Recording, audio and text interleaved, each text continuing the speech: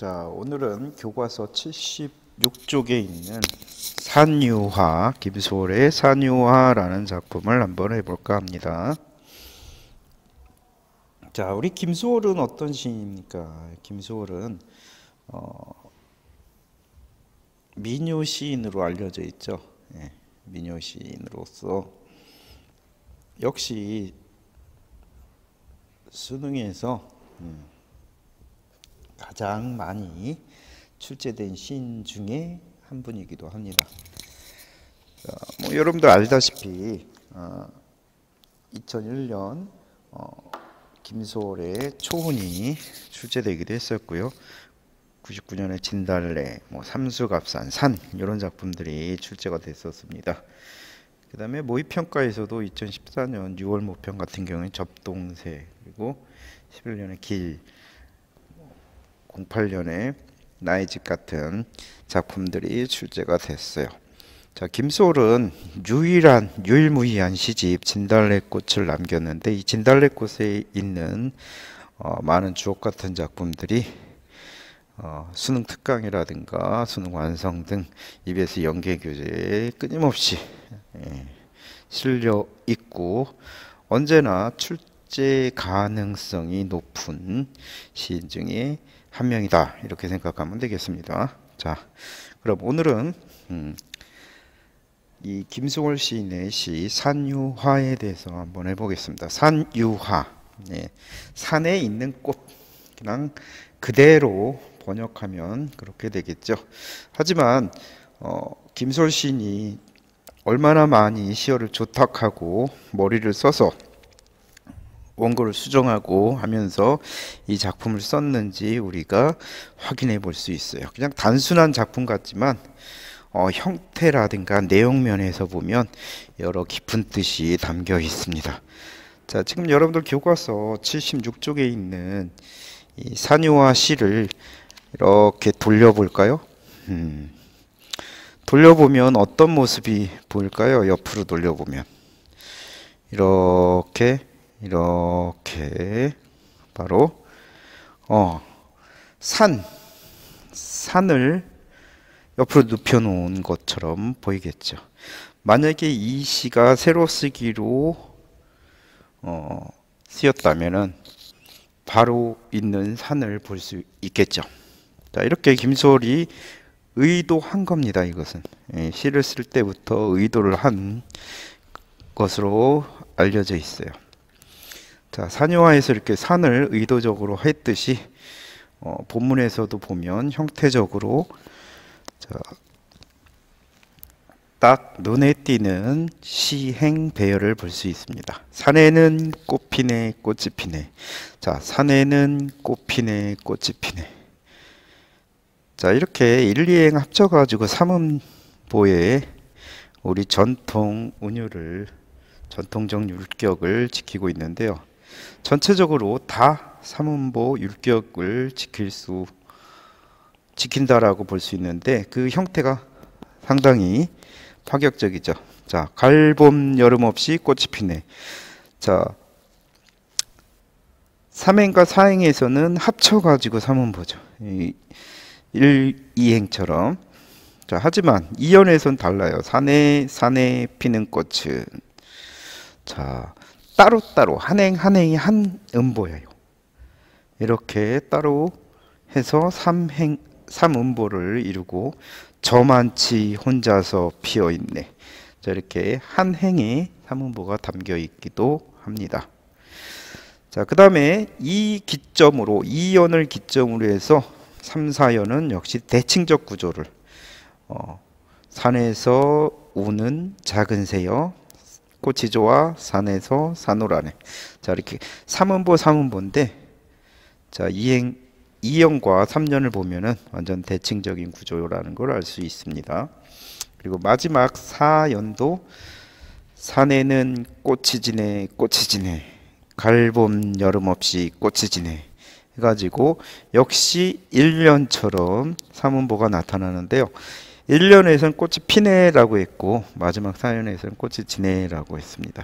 자, 이렇게 수미상관의 구조를 보이고 있어요. 수미상관이라는 건 머리와 꼬리가 서로 관련이 있다라는 거. 비슷하죠. 글씨 하나만 차이가 나죠. 핀의 피와 진의 지. 이렇게 피와 지 요 차이밖에 없고 나머지 형태라든가 다 똑같아요. 구조라든가.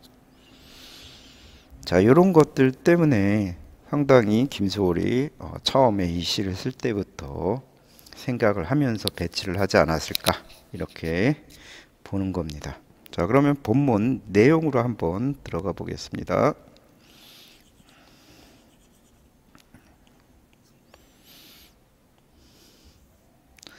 자, 먼저 1년부터 한번 볼까요? 산에는 꽃 피네, 꽃이 피네. 자, 산이라는 것은 공간적 배경이라고 할 수도 있죠. 예, 공간적 배경입니다.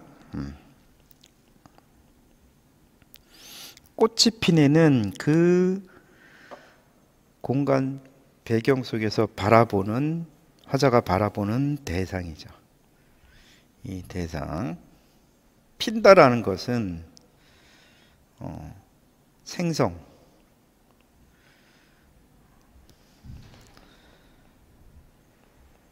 만들어지는 거예요. 삶이 만들어지는 생성의 의미를 갖고 있어요. 예. 자, 그래서 산에는 꽃이 피네, 꽃이 피네. 어떤 존재가 만들어지는 거야. 반복하고 있죠. 꽃이 피네. 예, 강조하는 거죠. 가을, 봄, 여름 없이 꽃이 피네. 또 반복하고 있어. 운율을 만들면서 어떻게 의미를 강조하고 있는 겁니다. 자, 이렇게 1년은 어떤 존재의 생성이라고 볼 수 있겠네요. 존재의 생성, 만들어진 거예요. 자, 2연에서 산에 산에 피는 꽃은, 자, 이 산에 산에를 한 줄로 이렇게 써도 되는데 이렇게 따로 쓴 것은 왜 그럴까? 뭐 여러 가지 추측이 가능하지만 만약에 이렇게 한 줄로 산에 산에 피는 꽃은 이라고 썼으면은 산이 이렇게 연결된 느낌이 든다면 산에 띄고 산에, 자, 이렇게 밑으로 내림으로 인해서 산이 이렇게 띄엄띄엄 있는 거예요. 띄엄띄엄. 거리감을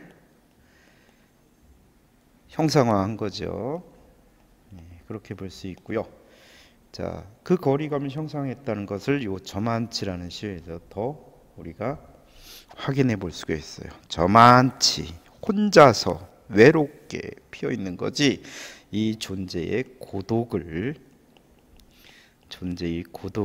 의미합니다. 아까 1년은 존재의 생성이라고 했죠. 근데 2년은 존재의 고독으로 볼 수 있어요. 물론 이 시 분석에 있어서, 해석에 있어서 그 저만치는 다양한 해석이 가능한 시어이기도 합니다.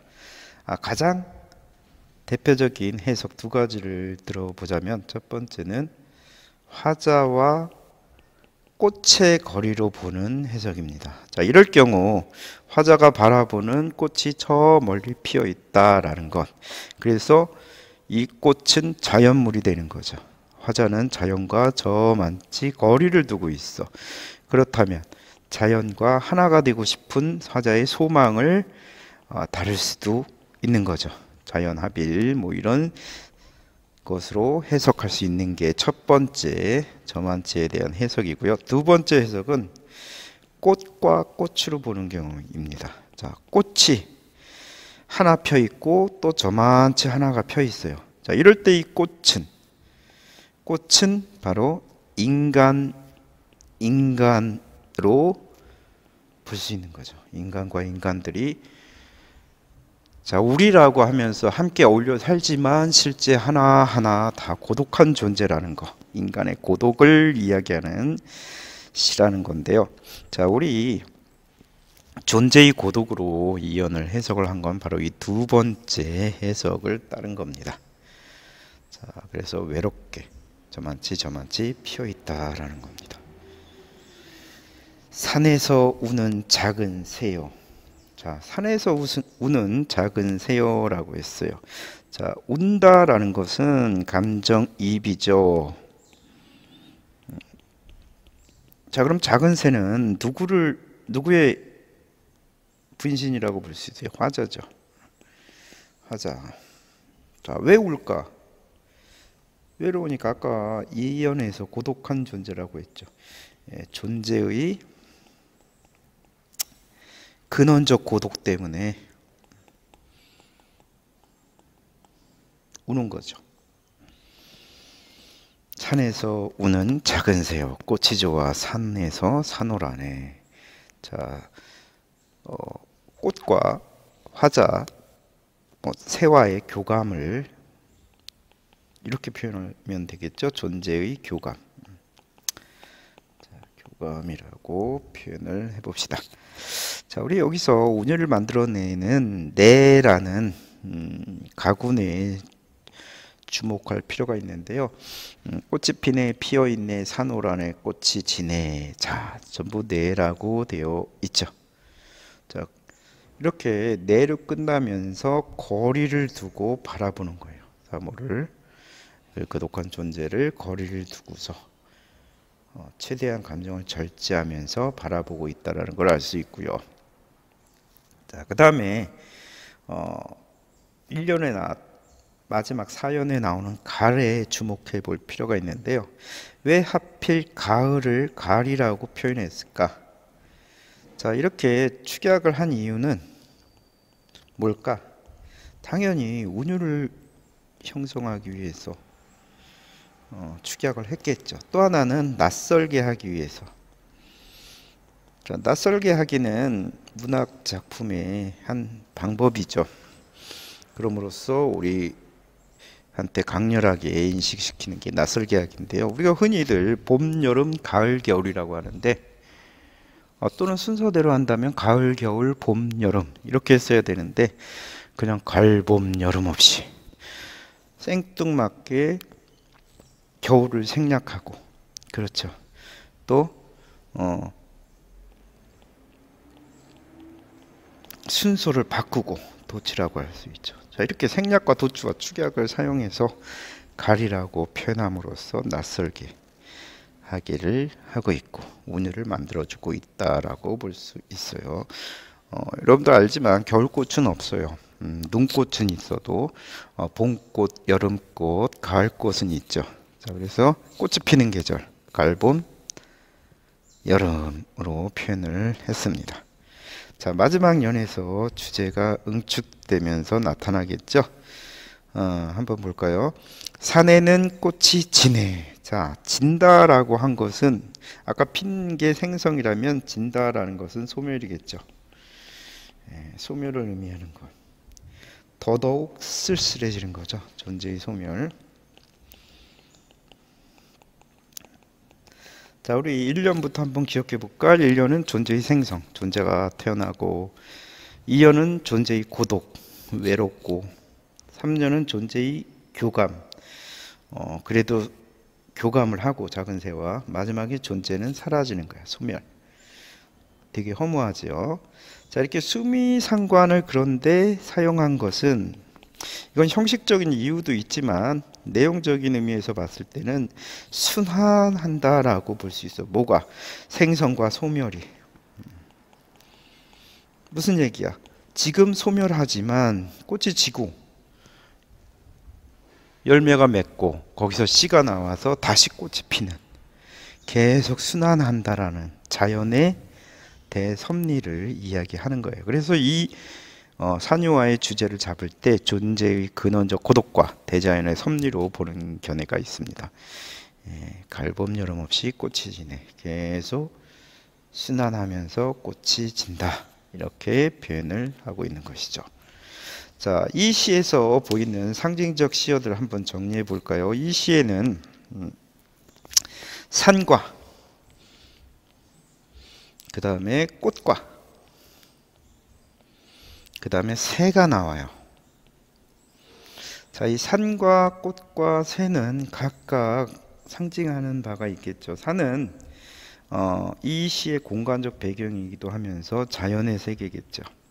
자연의 세계고, 꽃은 어떤 존재, 그죠? 근데 그 어떤 존재냐? 고독한 존재예요. 고독한 존재면서 생성과 소멸을 하는 생성과 소멸하는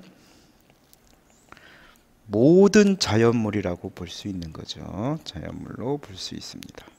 반면에 새는 화자 자신, 아까 얘기했죠. 화자의 외로움, 시에서 이야기하고 있는 화자의 그 외로움이 감정이입된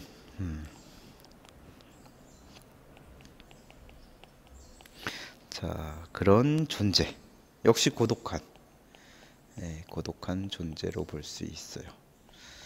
그래서 바라보는 거죠. 산에는 꽃이 피고 그 꽃은 다시 지고 다시 또 산에 꽃이 피고 이렇게 세상은 계속 돌아간다. 순환한다. 자, 이런 것을 깨닫는 거죠. 외로움, 존재의 외로움에서 끝나는 게 아니라 그런 것을 깨닫는 내용으로 마무리를 하고 있어요. 자, 그러면 한번 문제 볼까요? 78페이지로 넘어가 봅시다.